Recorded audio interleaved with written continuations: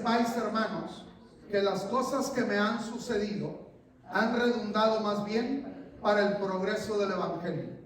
Una vez más, quiero que sepáis, hermanos, que las cosas que me han sucedido han redundado más bien para el progreso del Evangelio. Bendito Padre Celestial, en esta hora, Señor, estamos delante de tu presencia y te damos gracias porque estás con nosotros. Te rogamos, Señor, que hables a nuestro corazón por tu palabra. Que tu palabra sea viva, eficaz, penetrante. Tu palabra, Señor, quede grabada en nuestra mente y en nuestro corazón. En el nombre de Jesús te lo pedimos hoy. Amén. Pueden ocupar sus lugares, hermanos. Hoy estaremos hablando de dificultades que resultan en bendición. Dificultades que resultan en bendición. Pablo siempre quería que sus oyentes o sus lectores conocieran los hechos en forma completa. Él mismo nunca dejó de mirar de frente la realidad y trató de ayudar a otros hacia la saludable actitud de aceptar las cosas tal y como eran y buscar con la ayuda de Cristo de sobreponerse a las circunstancias. Pablo estaba en la cárcel cuando escribió estas palabras, cuando escribió esta carta a los filipenses. Si bien no se trataba de un calabozo, el cual más tarde sería confinado, sino en una casa de alquiler. Lo mismo estaba bajo la vigilancia continua de los soldados y era, por cierto, un prisionero, como él mismo dice, prisionero del Evangelio. En otras palabras, Pablo estaba preso en Roma, pero no en la cárcel, en un calabozo, sino estaba en una casa alquilada. Ahí duró 2 años, pero aunque fuese una casa alquilada, de todas maneras, él estaba privado de su libertad a causa de predicar el Evangelio. Por predicar las buenas nuevas de salvación, se encontraba encarcelado. Pablo nunca trató de ignorar este hecho, pero tampoco lo usó para atraer la compasión de la gente hacia él. Al contrario, Pablo no quería conmiseración por esta situación, por la limitación de sus actividades físicas. Esta parte de la carta trata sobre el hecho de que aún en medio de las dificultades, aún en medio de las desilusiones de la vida, él había logrado sacar ventajas que eran importantes para la obra de Dios. Hay veces que nosotros creemos que para servir a Dios y para que nuestro servicio sea efectivo y haya gran bendición, necesitamos que todas las circunstancias se alineen de manera que nosotros estemos bien, que no haya ningún contratiempo. Como decimos, vaya todo viento en popa, que nosotros vayamos navegando sin ningún problema. Pero hermanos, la mejor bendición no es servir a Dios cuando las cosas van bien, sino servir a Dios aunque las cosas sean contrarias, aunque las cosas vayan mal, porque servir a Dios es sacar ventaja de las circunstancias que nos rodean, sean buenas o malas, sean favorables o desfavorables. Necesitamos nosotros estar sirviendo al Señor. Hermano, Pablo se encontraba en la cárcel. Estaba ciertamente en una casa, pero de ahí no podía salir. Allí estaba custodiado las 24 horas del día por los soldados romanos que le impedían su libertad. Muchas personas pierden grandes bendiciones en la vida por no entender el significado de algún acontecimiento y pierden bendiciones en la vida. Supongamos que Moisés se hubiera apartado de la zarza ardiendo por ser algo que él no entendía. Imagínense la visión que tuvo Moisés. De pronto, andando en el desierto, pastoreando las ovejas de su suegro Jetro, él de pronto ve en el desierto una zarza, es decir, un arbusto seco, y se lo ve que empieza a arder. Inmediatamente él esperaría que aquel arbusto se consumiera pero el fuego no le estaba provocando daño. El fuego no le estaba consumiendo. El arbusto estaba ardiendo. Oiga, era algo incomprensible para Moisés. Era algo que él no sabía lo que estaba sucediendo. Él podía haberse alejado, podía haberse apartado, pero podía haber perdido la bendición de hablar con Dios, de comunicarse con Dios, de tener un encuentro con Dios. Es decir, ¿cuántas veces algo que no entendemos hace que nosotros nos alejemos? Hubiera perdido una de las mayores bendiciones y de las mayores oportunidades de su vida, porque ahí conoció al Dios de Israel y ahí él recibió el llamamiento para ir a Egipto y para libertar al pueblo de Israel. Pablo estaba prisionero, ya no podía ir de un lado a otro libremente pregonando el evangelio de Cristo. Supongamos que Pablo se hubiera amargado y se hubiera quejado con Dios: Señor, te estoy sirviendo, pero por servirte y predicar el evangelio, ahora me encuentro aquí en la cárcel. Ahora estoy privado de la libertad. Ahora no puedo predicar porque me encuentro aquí en la cárcel. Oiga, Pablo era un hombre muy sabio que sabía aprovechar la más mínima oportunidad que se le presentara para proclamar las buenas nuevas del evangelio. No tenía una audiencia grande a cual predicarle el evangelio, pero tenía soldados que estaban ahí vigilando a Pablo, de manera que él aprovechó para predicar el evangelio. ¿Qué quiere decir? Lo importante es servir a Dios en la medida de la oportunidad que tenemos para servirle. Si la oportunidad se me da para predicarle a una persona, le voy a hablar de Cristo a una persona. Si la oportunidad se me da para predicarle a miles de personas, voy a predicar el evangelio a miles de personas. Quiere decir, aprovecho las circunstancias en que estoy para seguir sirviendo al Señor. ¿Cuántas veces pensamos que si las circunstancias no son tan favorables, entonces nosotros debemos de paralizarnos? Nos comenzamos a quejar con Dios y comenzamos a amargarnos porque no tenemos nosotros los recursos, no tenemos las posibilidades para poder realizar un gran servicio para Dios. Pablo entonces habría abandonado sus esfuerzos para que otros conocieran las buenas nuevas de salvación en Cristo. Podría haber llegado a la conclusión de que su ministerio había terminado. Oiga, él podía haber llegado: bueno, ya estoy preso, entonces ya se acabó mi responsabilidad de predicar el evangelio. Ya estoy preso, ya se terminó mi tiempo de servir en el ministerio y de seguir predicando el evangelio, porque ahora me encuentro encarcelado. Él podía haber pensado que todo se había terminado, es decir, ya llegué a la conclusión de mi carrera, ya terminó mi carrera como un predicador del evangelio, y podía permitir que se apoderara de él el desaliento, el desánimo, la amargura. Juan el Bautista llegó muy cerca de ese estado de ánimo.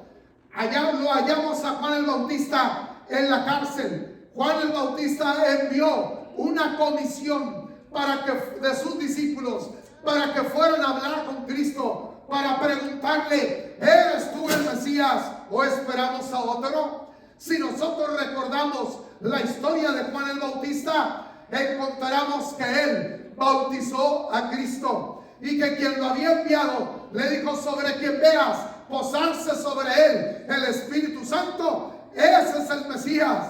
Oiga, él sabía que era el Mesías.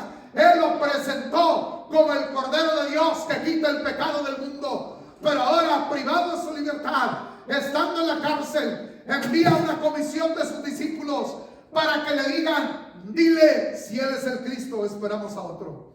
O nos hemos equivocado o esperamos a otro. Oiga, llegó a un punto de desaliento, de desánimo, y comenzó a perder la fe y a preguntarse si él realmente era el Mesías.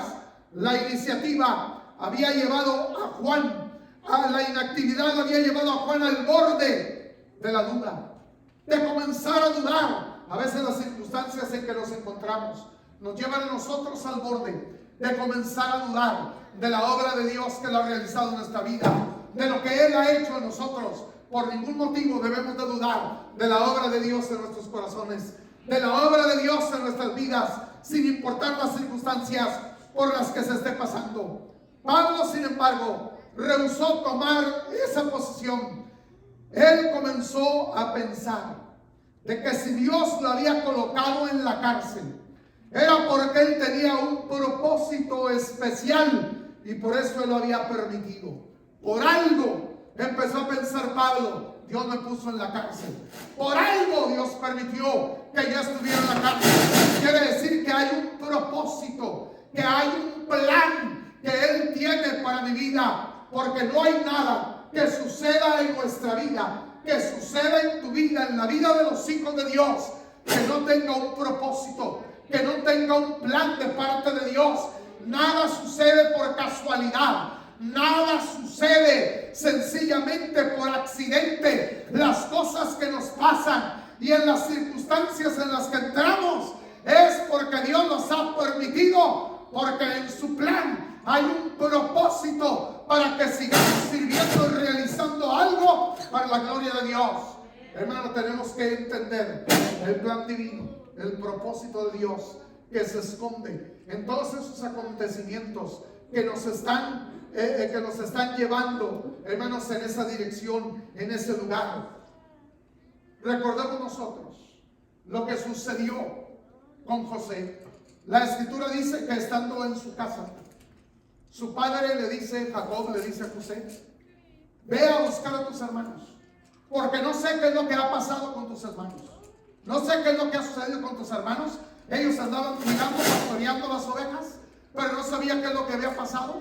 Y sus hermanos no tenían tan buena fama. Entonces el padre lo manda para que vaya. Y él de inmediato va y va buscando a sus hermanos. Y en el camino se encuentra un hombre y le dice: ¿qué buscas? Pues estoy buscando a mis hermanos. Los oí decir que iban para tal lugar. Por allá iban. De pronto sus hermanos comenzaron a ver a José, que venía acercándose a ellos. Se mira, ahí viene el soñador, aquel que ha tenido esos sueños tan tremendos, esos sueños que parece que Él va a gobernar sobre nosotros. Oiga, veamos, nosotros vamos a echarle mano y a ver qué va a hacer de sus sueños. Oiga, y comenzaron a idear y a tramar. Imagínese usted, me mataron. Oiga, qué hermanos tan tremendos tenían. Hermanos que estaban aún dispuestos a matarlo. De no ser por la intervención de Dios, que le dijo: no lo matemos. No echemos la sangre de nuestro hermano sobre nosotros. No vamos a poner nuestras manos sobre él. Mejor vamos a echarle aquí en la cisterna. Dice que el propósito de él era después sacarlo para regresarlo a su casa. Ese era el propósito de este hermano. Pero ellos llegaron y dice que entonces le quitaron la túnica de colores que él traía, que su padre le había dado, lo echaron en esa fosa y ahí estuvieron. Pero de pronto vieron una caravana de ismaelitas que venían pasando por ahí. Y dijeron: oye, ¿qué provecho sacamos si nosotros lo matamos a este o le hacemos algo a nuestro hermano? Mejor vamos a venderlo, vamos a sacar algún provecho. Y lo vendieron como esclavo. Salió de su casa, sus hermanos lo echaron en una cisterna, comenzó a ser afligido, fue vendido como esclavo en una caravana de ismaelitas. Llegó a Egipto la caravana y fue vendido a Potifar. Potifar lo tomó como esclavo y comenzó a servir en la casa de Potifar. Ahí, estando en la casa de Potifar, la mujer de Potifar lo acusa falsamente, bajo una falsa acusación, injustamente va a parar a la cárcel. En un país lejano, en un país extraño, lejos de su familia, lejos de su casa, ahora se encontraba en la cárcel, sin que nadie lo conociera, sin que nadie supiera de él. ¿Qué posibilidad había de que él pudiera ser libre? ¿Qué posibilidad había? Es decir, desde que salió de su casa hasta ese momento, todo fue hacia abajo, todo fue costa abajo, todo fue en forma negativa, todo le fue mal. ¿Será acaso que Dios irá a cumplir su propósito? ¿Será acaso que Dios cumplirá conmigo el plan que Él tiene? Hermanos, nuestros caminos no son los caminos de Dios. Los caminos de Dios son muy diferentes a los nuestros.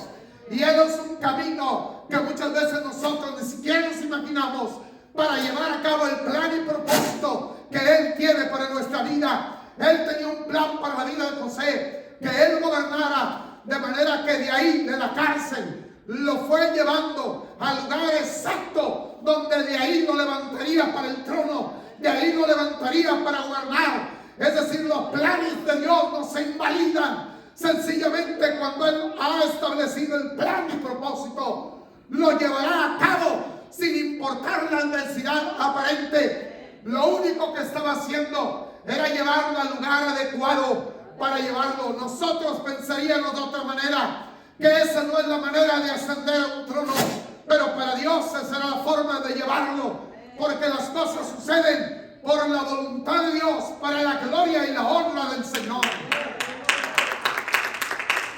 Detrás de toda adversidad había una bendición escondida, y era esa bendición de que Él fuera el gobernador en Egipto para poder mantener con vida a mucho pueblo. Más tarde Él lo comprende, Él lo entiende y le dice a sus hermanos: no les pese haberme vendido acá, porque fui enviado por Dios.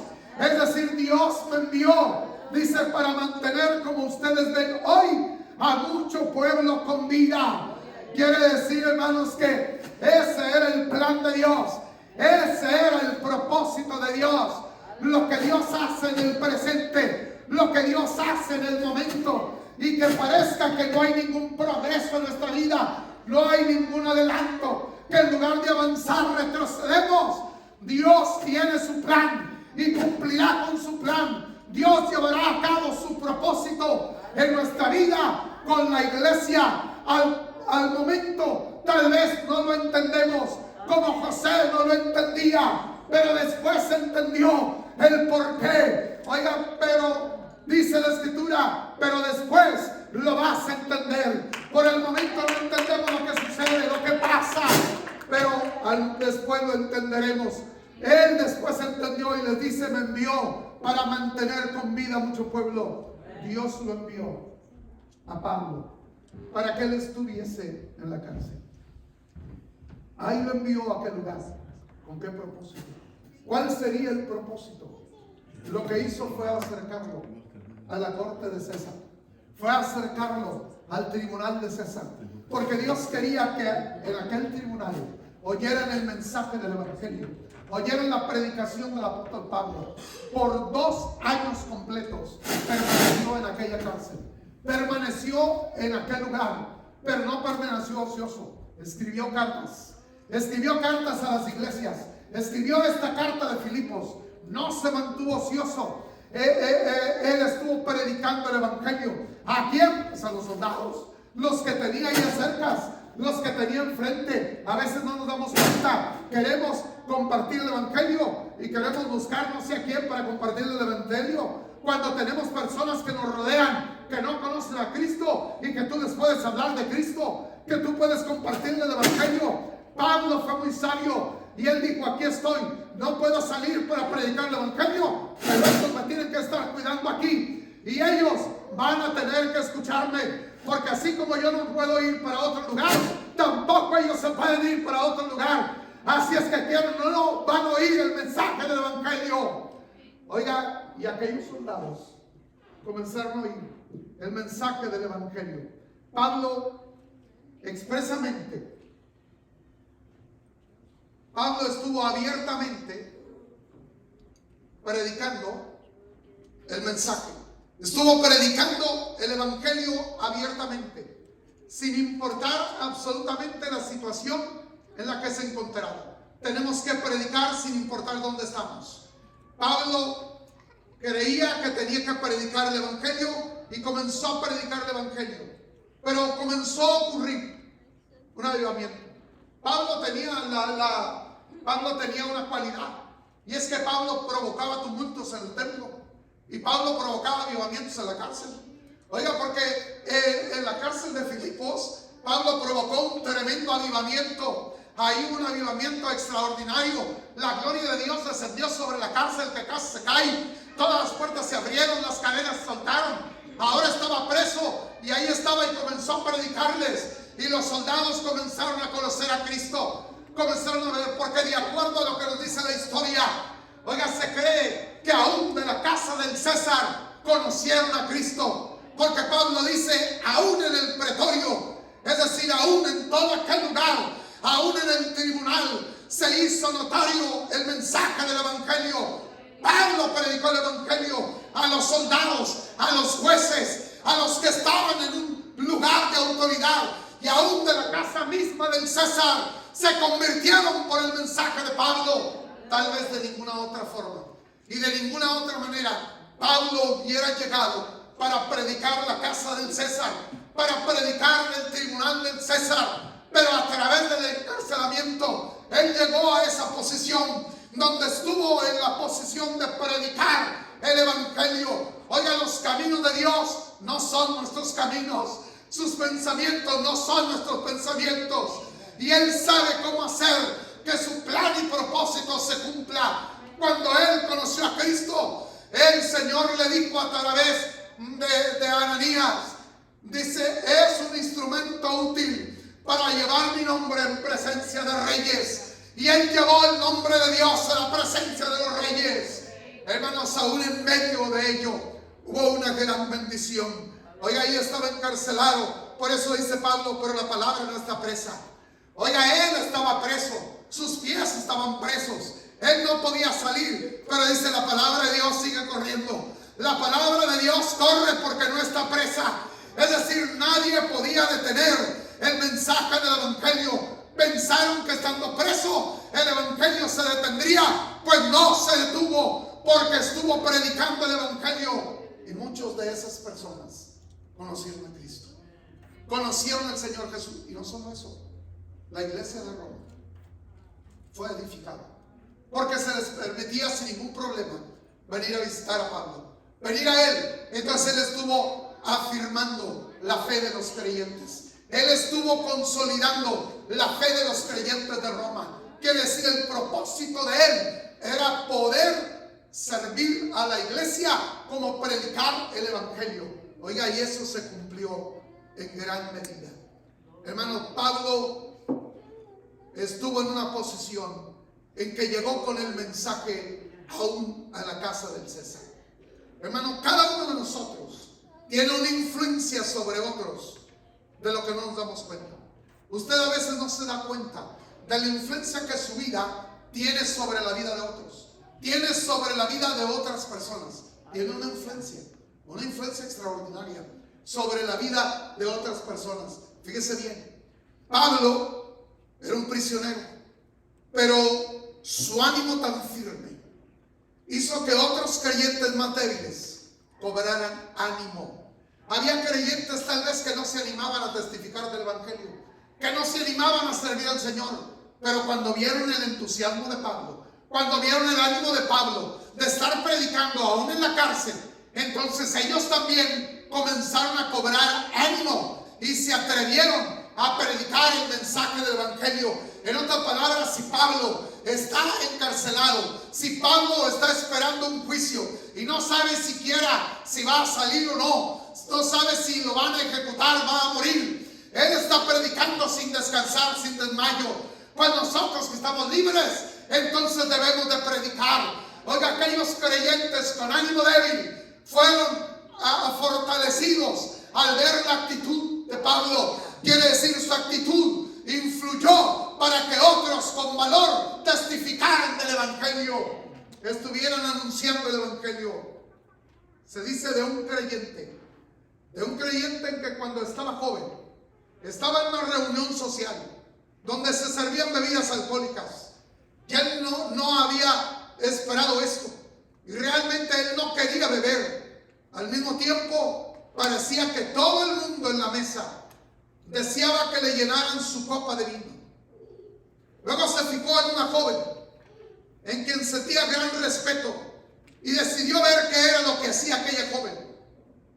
Ella sonrió amablemente al mesero y volteó la copa para decirle: yo no quiero beber, yo no quiero beber.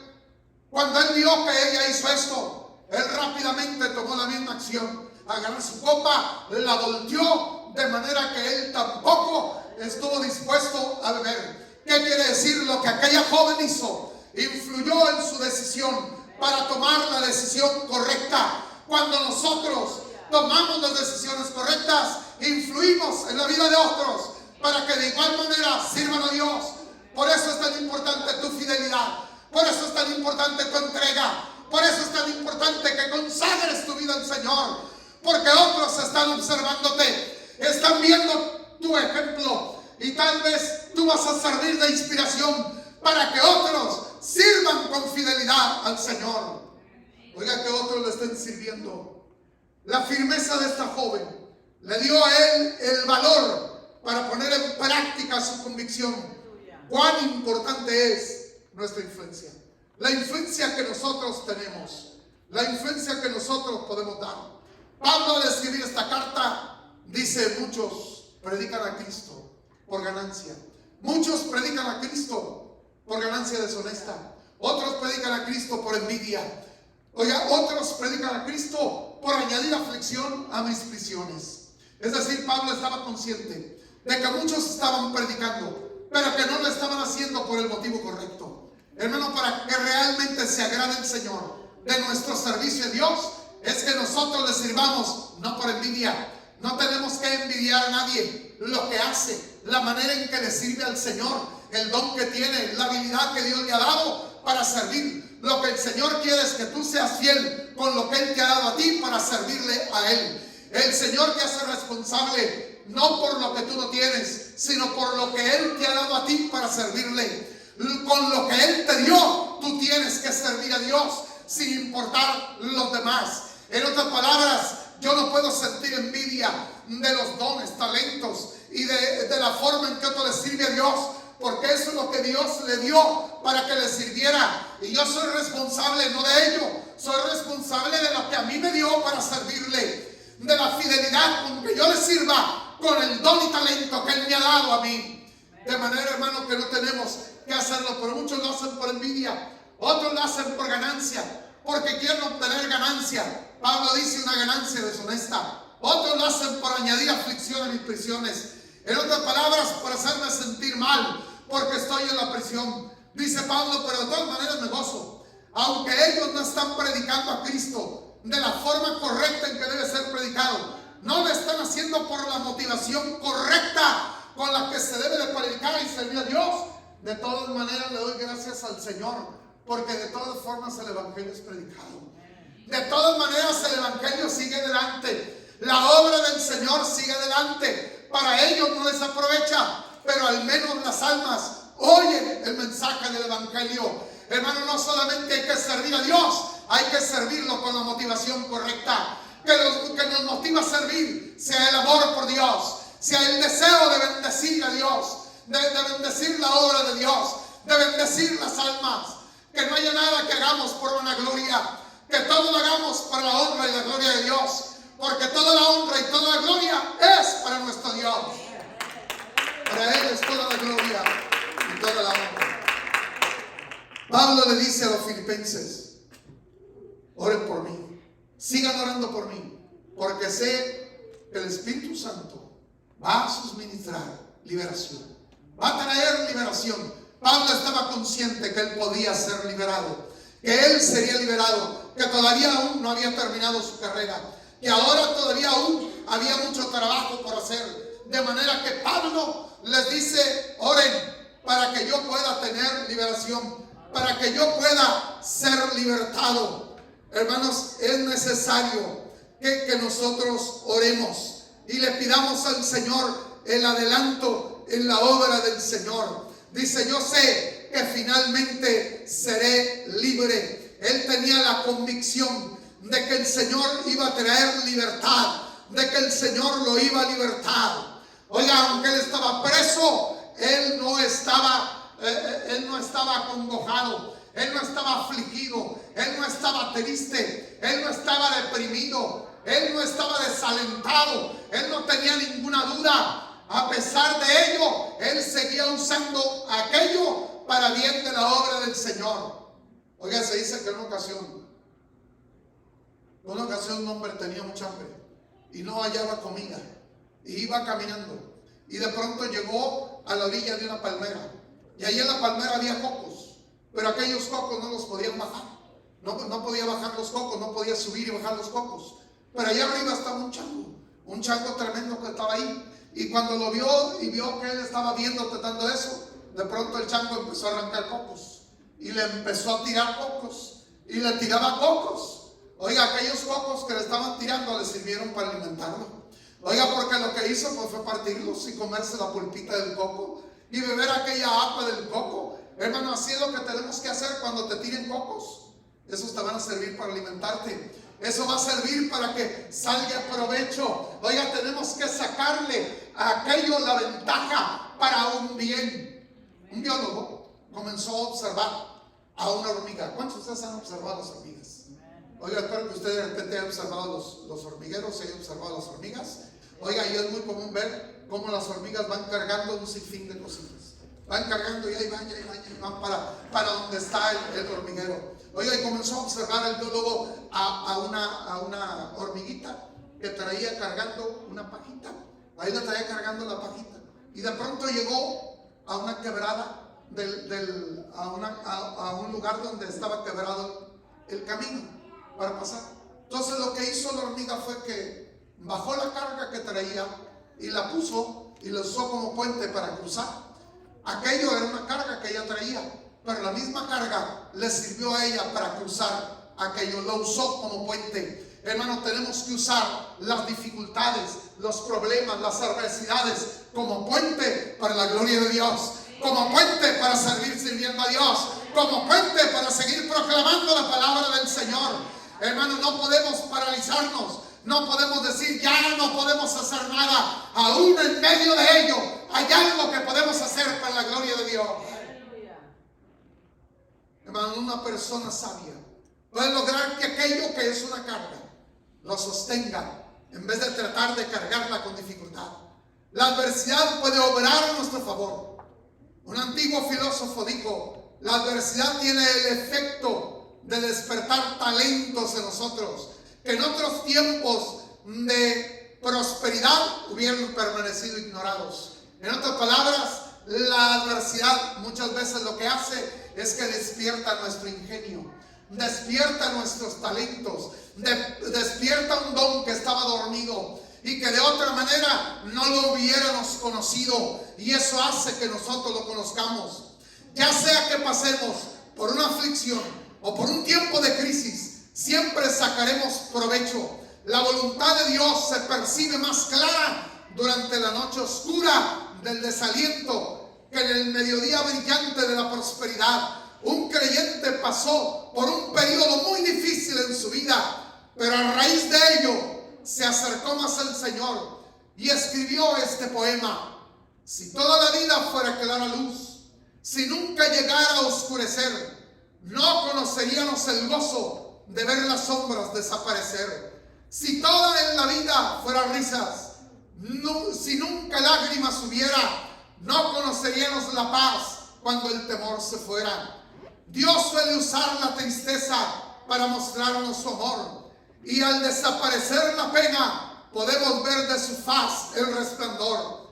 No te agites ante los pesares, es un propósito, todo tiene una razón de ser, pero cuando Él sana la vida rota, según su voluntad, vuelve a rehacer. Oiga, hermano, en medio de todo eso, tenemos que ver la mano de Dios, la obra de Dios.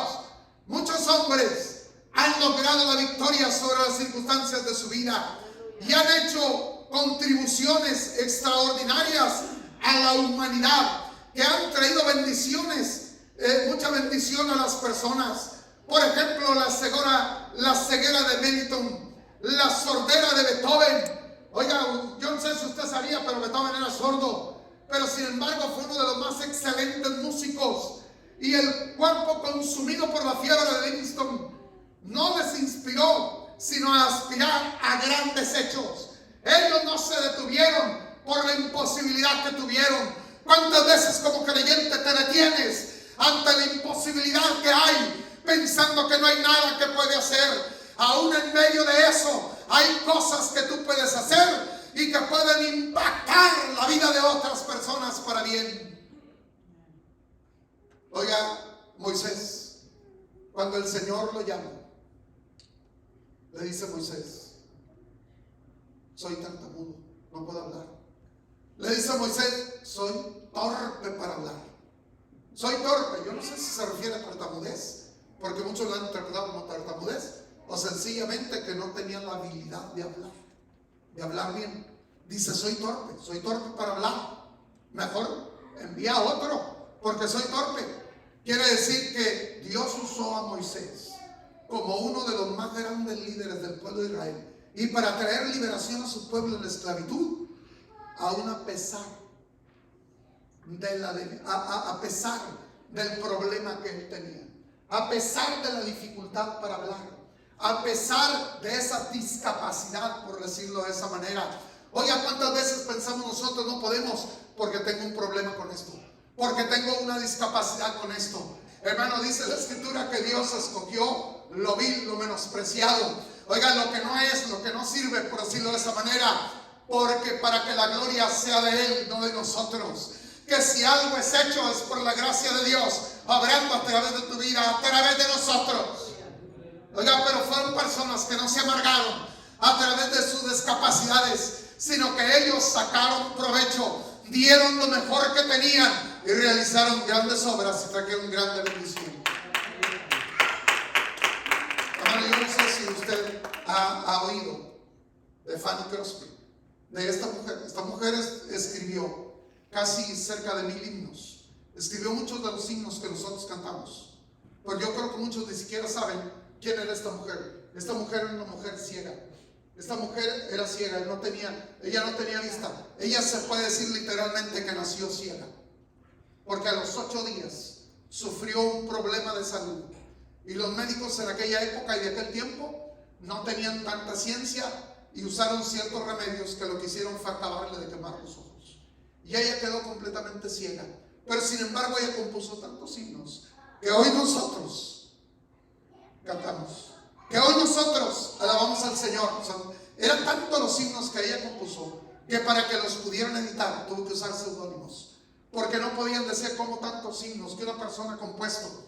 Entonces tuvo que hacerlo con seudónimos diferentes para poder editar esos himnos que hoy nosotros cantamos y que traen gran bendición y que tienen un gran mensaje en medio de una mujer que nació ciega, que perdió su vista. Oiga, a veces se le llegó a decir: oye, ¿no darías porque Dios hubiera hecho un milagro? Porque tu vida fuera diferente, porque tú vieras. Dice: no, porque a lo mejor me distraería con tantas cosas del mundo y no hubiera compuesto los himnos que compuse. No hubiera hecho todo lo que hice. Y no solo eso, porque voy a tener un enorme privilegio, un grandísimo privilegio, porque lo primero que van a ver mis ojos van a ser el rostro de mi Salvador. Va a ser la playa celestial. Es lo primero que van a ver mis ojos.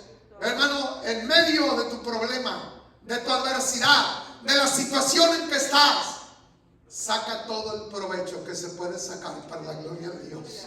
Porque hay algo que solo tú puedes hacer y que Dios quiere que tú hagas. En medio de ello, descubre la gran bendición que Dios tiene para tu vida y que Dios tiene para bendecir la vida de otros a través de ti.